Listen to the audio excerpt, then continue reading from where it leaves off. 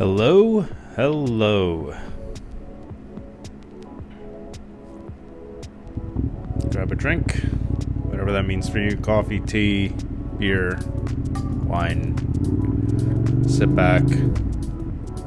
We're gonna go on a little ride through the city.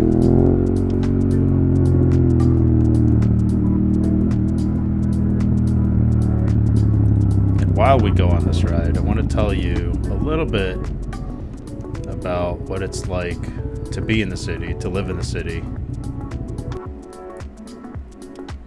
Kind of give you a little bit of an idea of why we live here, what got us here, a little bit of our history. And I think that's how we'll start. I feel like I need to give you that history to give you a bit of context on how we got here. So my wife and I used to work in the city. Well, my wife and I work in the city. And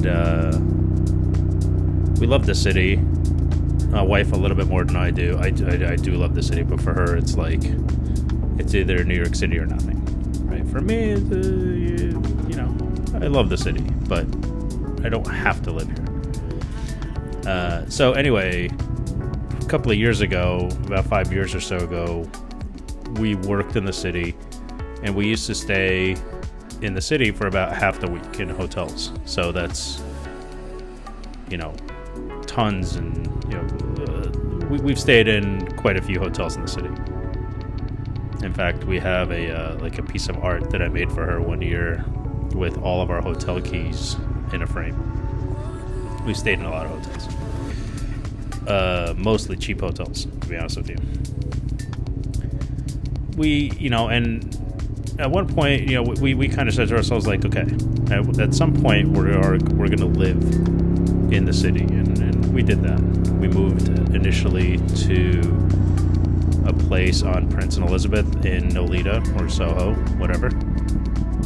And we lived there for about 2 years or so. We moved there about 2 years before COVID hit. Well, about a year and a half or so before COVID. We had a great time down there. It's a fantastic area. It can get loud. Not fantastic for kids. It's right across from, not across, but like diagonal from Prince Street Pizza. If you know, you know. Right across from the Elizabeth Street Garden. Fantastic little area. And then COVID hit. That area cleared out.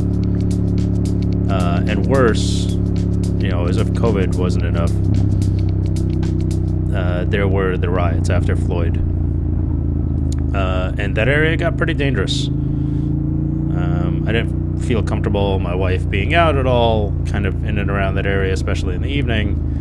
And there was also, as great as that area is, it is, there is the Bowery Mission like a block and a half away.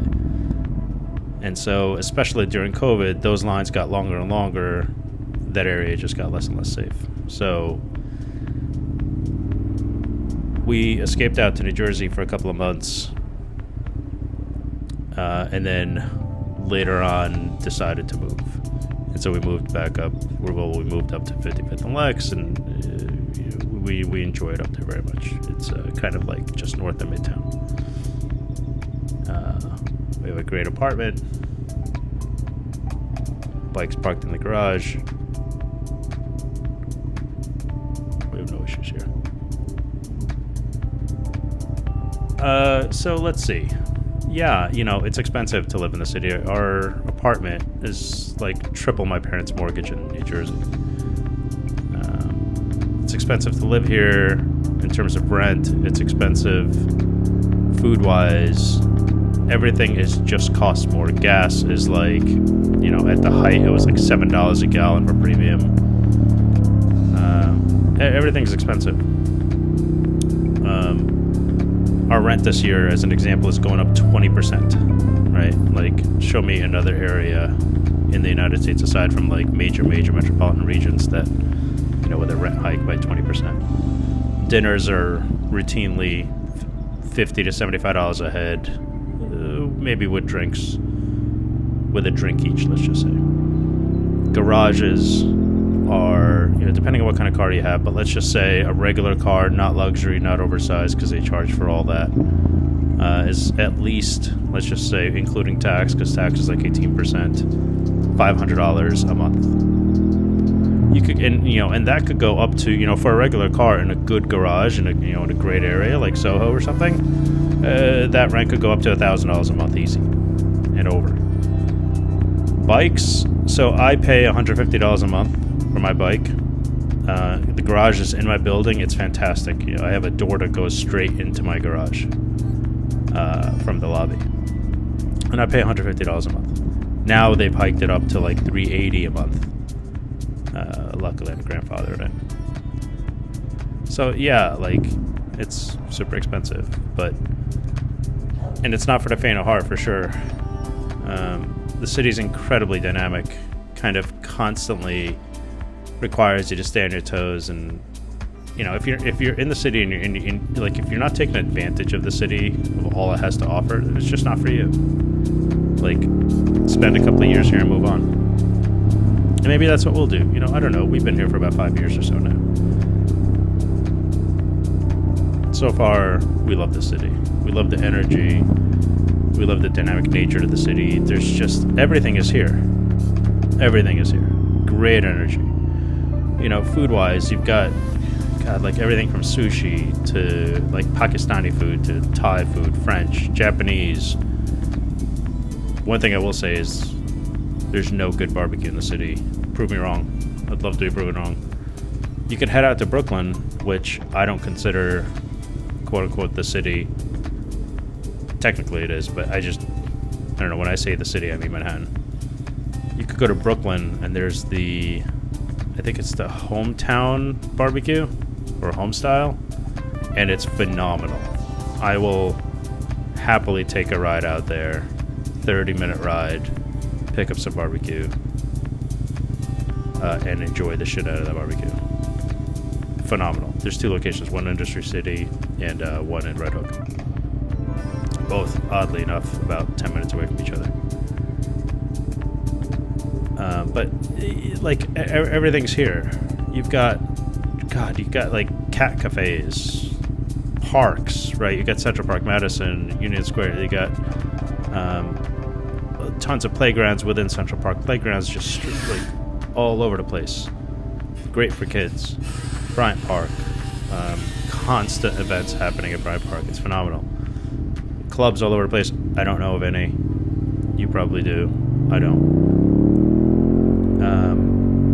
Kids activities, like ice cream parlors everywhere. Like, if you could think it's here. All the flagship stores are here. So, like, you know, if I need, like, I love Roan shirts. If I need a Roan shirt, I'll go to the store, right? I'll walk to the store. And that's the thing, like, if I need service from T-Mobile, or if I need the Apple store, or anything, right? Everything is essentially within walking distance. We live a couple of blocks away from Central Park, and like, just everything is right there. Tons of different spas and massage parlors, like all kinds of shit.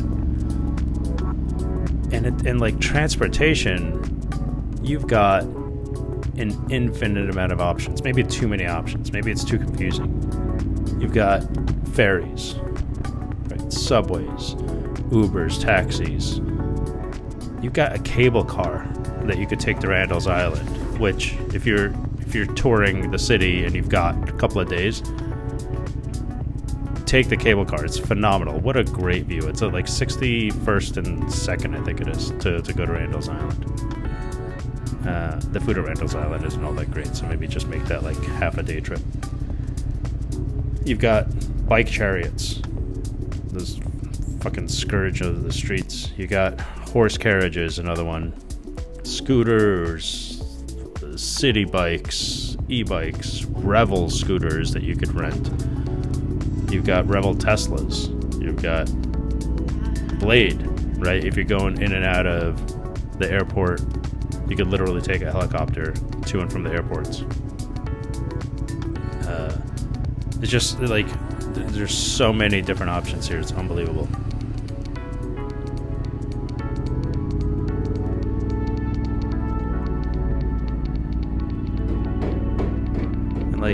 each borough is different, right? Bronx, Queens, Brooklyn, they're all considered New York City. I when I say city, I say Manhattan, but even the areas in the Manhattan, Soho, NoHo, Nolita, Tribeca, FiDi, Upper East, Upper West, Midtown, Midtown East, they're like Lower East Side, like they're all so different from one another. Even going from on a ride from Upper East down through Midtown East, through Soho, through Flatiron District, to FiDi, Tribeca. Within that 30-minute ride on a motorcycle, you're not gonna it'll take you quite a bit longer in a car, but on a motorcycle, you'll experience so much diversity and so many different kinds of shops and people.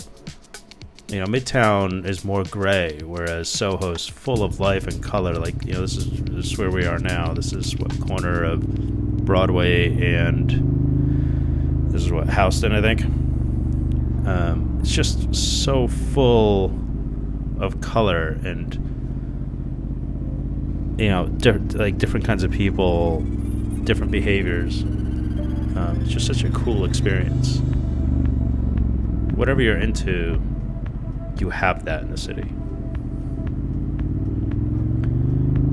Riding in the city, I kind of went into this in the past, but for me, super enjoyable. The times that it's not enjoyable are when it's very hot, 85 degrees plus in traffic, major traffic. Let's say if we're heading out to Lincoln or Holland Tunnel, that's what I'm talking about. Can't get through. This right here, going through Soho, this is totally fine. Streets are wide, bikes can get through. No, you're not ripping through the streets at 35, 40 miles an hour. But at the same time, it's enjoyable. You just kind of set yourself up for a cruise. It's nice. And just the people watching in the city's unbelievable. Between the tourists, between locals, and the different boroughs, it's truly unbelievable.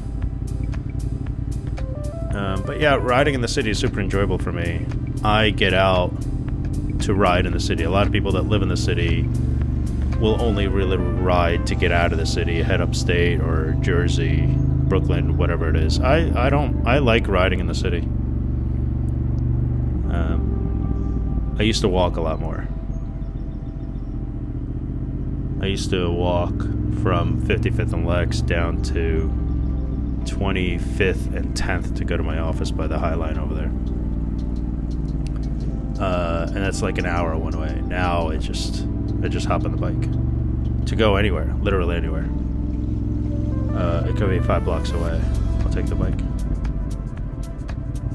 I walked from yesterday. I had to go to Best Buy. I walked from 25th and Madison to 23rd and 6th. And I felt like I haven't done that long of a walk, which is only really 4 or 5 blocks. I haven't done that long of a walk in a long time. But it felt good. Guy back me hungry. Yeah. Parking is super easy. You just gotta be ready for a little bit of risk. It's very, very rare that I'll park the bike on the street for more than 2 or 3 hours. Sometimes let's get this guy right in the middle of the street. Sometimes I'll park for a while at a co-working space, but not without anxiety. All right, whether it's a ticket, which I've only gotten one parking ticket, knock on wood. Whether it's a ticket or someone backing up into the bike, or whatever it is. I miss this area too. My wife and I used to work in this area. This is Tribeca now. So this is Thomas and Broadway.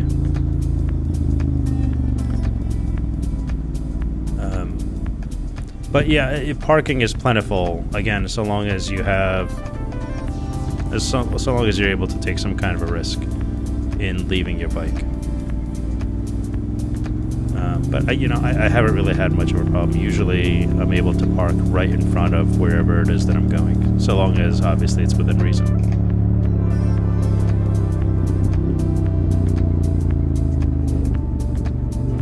Living in the city, I mean, depending on what kind of business you're in, it is quite a flex too, right? A flex in a way that has purpose, right? If I'm talking to a potential client and we start talking about where we are, being in New York City has a very different kind of, it sets up the conversation very differently. It's impressive, and it's also like, these guys are the real deal. They're in the city. We're not like in middle of Missouri or, whatever. I don't want to offend anyone anywhere else. Being in the city it gives you a little bit of additional clout. Both my wife and I are in the advertising business, and I don't think that we would have been as successful outside of the city. Not just because of clout, but just, the energy is a big deal. So we're coming up on the Oculus here, directly in front on the left. This is a transportation hub in Tribeca, and it's just absolutely stunning. Look at that thing. So the PAT trains come in and go there. Look at that thing. Phenomenal. Love that building. Tons of shopping in there. Italy is in there, which is like a restaurant / marketplace. But really, really cool building. If you're in the city, definitely head down there. Fulton Center is about a block away as well. FYI, Fulton Center has a really great WeWork in that location as well. Jenga building is directly in front. It's that this isn't a really great view of it, but it's that jigsaw building. Very, very tall, incredibly distinctive. But cool building. My wife and I like that one.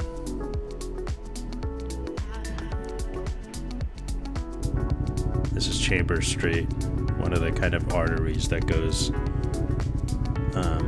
east to west, west to east, down, and it kind of connects FiDi with Tribeca a bit. Connects West Side Highway to Brooklyn Bridge on the other side.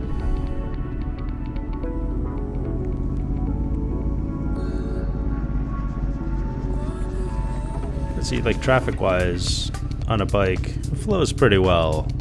This was right around rush hour, and so long as you stay away from Midtown, Times Square area, and the tunnels, especially Lincoln Tunnel, you could squeeze through pretty good.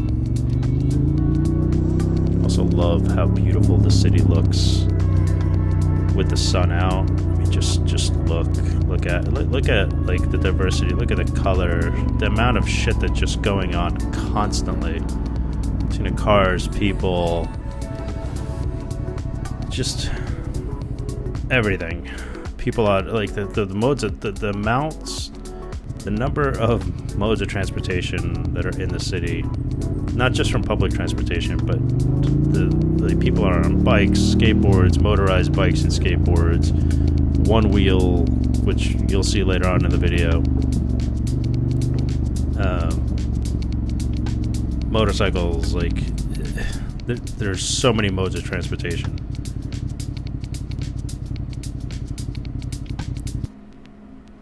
Speaking of modes of transportation, made me miss my light, and this light takes forever. I will tell you though, scooters, whether it's delivery workers on motorized scooters, motorized bikes, they will not obey laws whatsoever. They'll go on reds, they'll go on sidewalks, they'll go the wrong way on one way, so just be wary of them.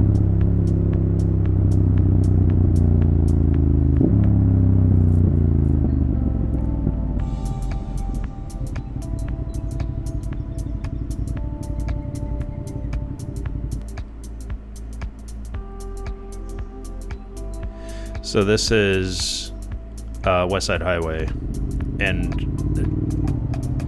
this used to be kind of a dead area. They've really built the piers up quite a bit.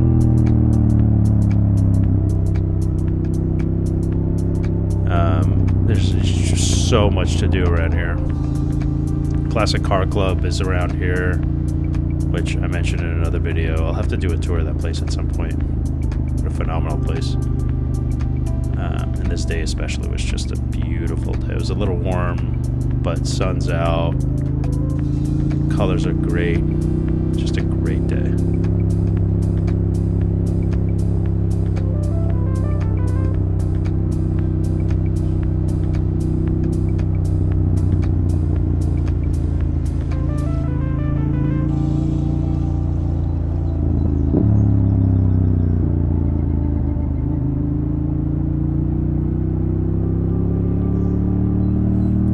The West Side Highway, so obviously he's on the west side of the city, and the FDR is on the east side. FDR is far more dangerous. Like, I try to avoid the FDR as much as I can. West Side Highway is just beautiful. Sometimes it does get a little bit packed with traffic, but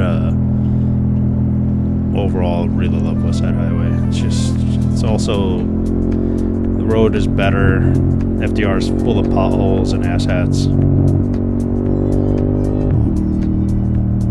Much better architecture on West Side Highway.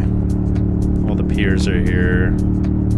They just built the little park, which I'll pass by in a few minutes. Which I don't go to much, but hey, it's there and it looks great.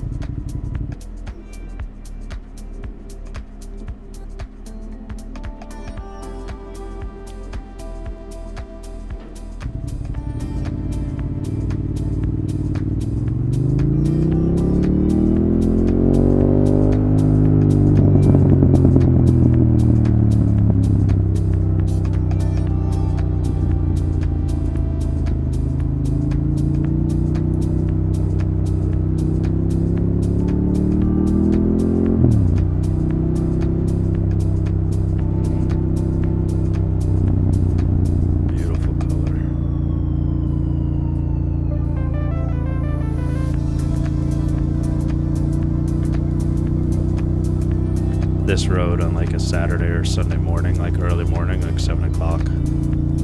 Just wide open. Great road to be on. And this goes all the way up to Sawmill Parkway. You could get on Palisades Parkway from here. Well, like from on the other side. Just take the GWB over.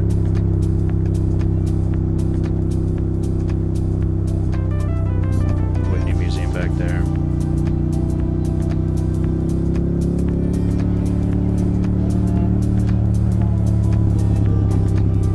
Both highways, though, West Side Highway and FDR, really require you to be on your shit, though. Like, I look around a lot, right? Make sure that people are keeping their distance behind me. Make sure that if I'm switching lanes, I'll give a good look to kind of, make sure that the car in the other lane isn't, like, speeding up. You really have to pay attention. Especially as like a first-time visitor.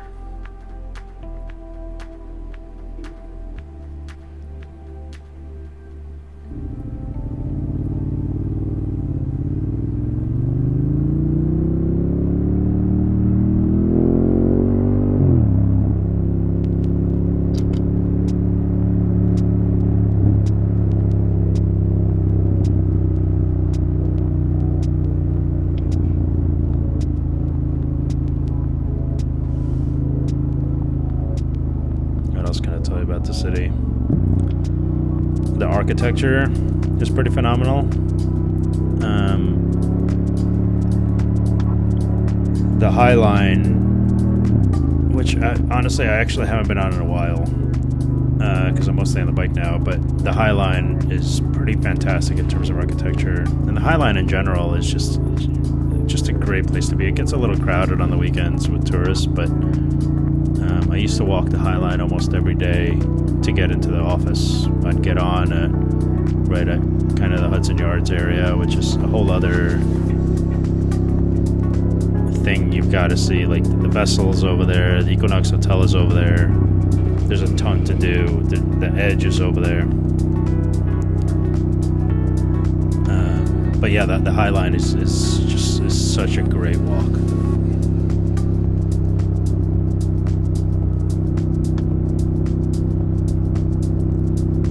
And it gets you from like 34th Street area down to, actually I think this is the High Line on the right, the elevated area. Yep, there's the Vessel over there.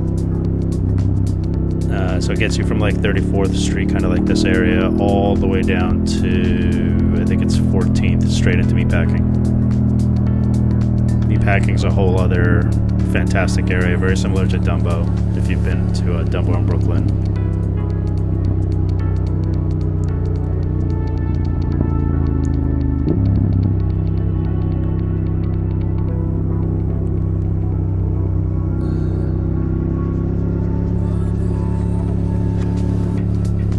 But yeah, you know, living in the city isn't for everyone, right? From a realistic perspective, a studio, a cheap studio in like Chelsea will run you probably like $2,500, something that's livable. In a 2-bedroom apartment, probably in like, you know, not like the nicest 2-bedroom apartment, but like something that's livable, something that's, you know, that has space, maybe let's just say 1,200 square feet or so. That 2-bedroom will run you at least, I would say, $5,000. It really depends on the area, though, of course. Soho is more expensive, is far more expensive than like Chelsea or Hell's Kitchen.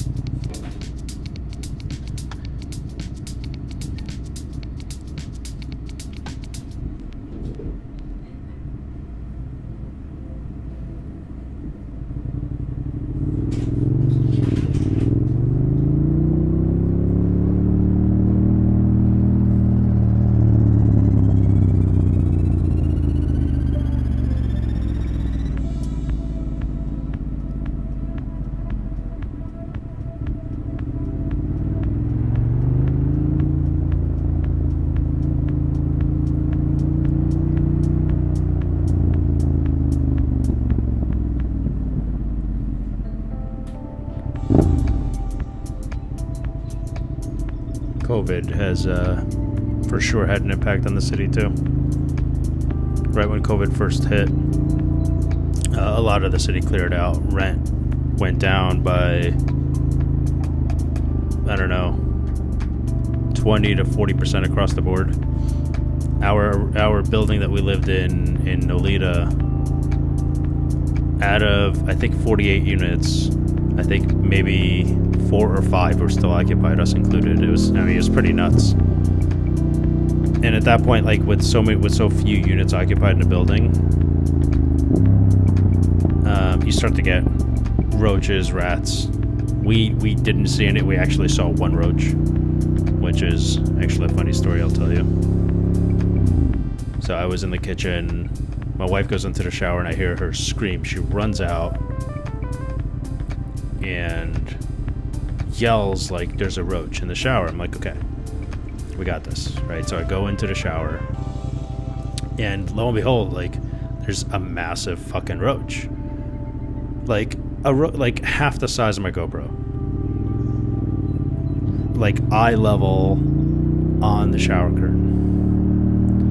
So I'm like, well, shit, and it's the first roach that we've ever seen in an apartment that we've had to deal with. So we have this like old ass canister vacuum, like a bagged canister vacuum. This thing is old as shit. I grab the vacuum and I knock the roach down into the bathtub, and I'm like, well, shit, you know, this fucking thing is gonna crawl right back down the drain, which is probably where it came from. So I somehow by some miracle managed to vacuum this thing up into the vacuum. And I'm like, all right, tragedy fucking averted. So, you know, turn off the vacuum, and I see this fucker try to crawl right back out the tube. And I'm like, well, there's only one thing to do at this point. So I tape up the opening on the other side of the tube, and down the garbage chute it goes, and there's the vacuum. So that's how we deal with a cockroach in the city. Burn that fucker down. We've only had that happen maybe twice in the new apartment, but literally right after it happens, we tell the doorman, and they'll bring in an exterminator the following day. Like, they do not, like, zero fucking tolerance for cockroaches, which is great. Don't want to have to burn the apartment down. But anyway, COVID's impact on the city. So for a solid probably 6 to 8 months, it was pretty touch and go. Rent was down big time, and we actually took advantage of that. We moved up into, see these fucking chariots clogging up the road. They were literally telling that Mercedes to stop. They were completely blocking its path. Anyway, they could be real assets. So anyway, COVID. So, you know, 6 to 8 months, it was pretty touch and go. Rent dropped like crazy. We took advantage of it, moved uptown. It called the COVID rate. We got a really good rate on this apartment. So, like, them raising rent by 20%, fine. You know, I get it. They could honestly, they could raise them and it's still below market rate.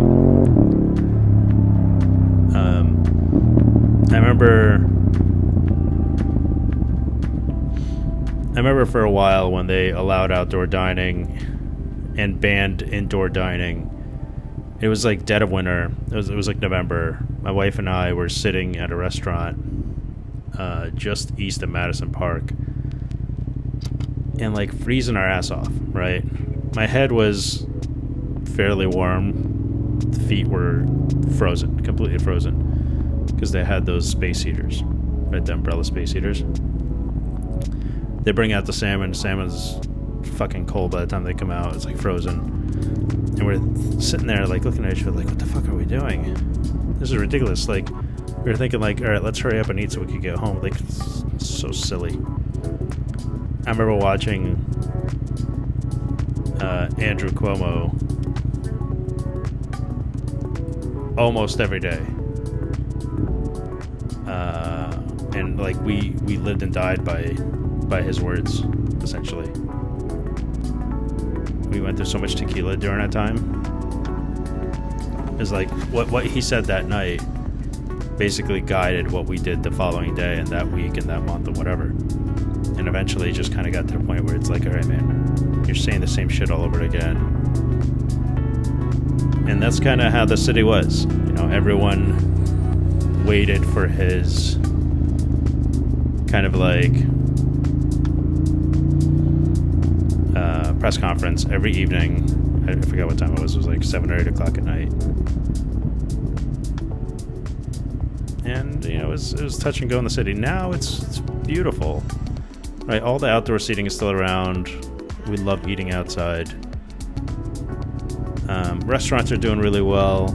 You know, I have a couple of friends that own restaurants. The only hard part is that labor is still hard to come by. Good labor is still hard to come by. And it wasn't always this way. Restaurants, you know, when you think about it, they're now serving tables inside and outside. And business is good, right? Which means, you know, they've essentially, in some cases, they've doubled their capacity. So the challenge now isn't revenue. The challenge is finding people to serve those people, to help those people. So this one wheel thing in front of us is actually, like, those things are pretty cool. I don't know if I'd have the balls to ride one of them, but this guy is like, he's checking his cell phone, like he's got both hands free, which is pretty crazy. I don't know, a bit too much for me. Some of those things, like the scooters, an electric scooter. I used to have an electric scooter. I used to have the Inokim OXO, which straight up goes like 60 miles an hour. More dangerous than any motorcycle. Most of those guys aren't wearing much gear. I at least wore a helmet, which, by the way, yeah, I know I'm in a t-shirt. My choice, right? Like, leave me alone. I'm wearing motorcycle gloves, riding pants, and riding boots. It's hot.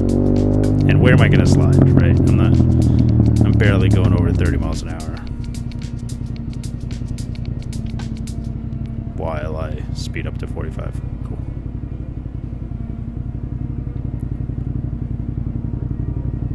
But anyway,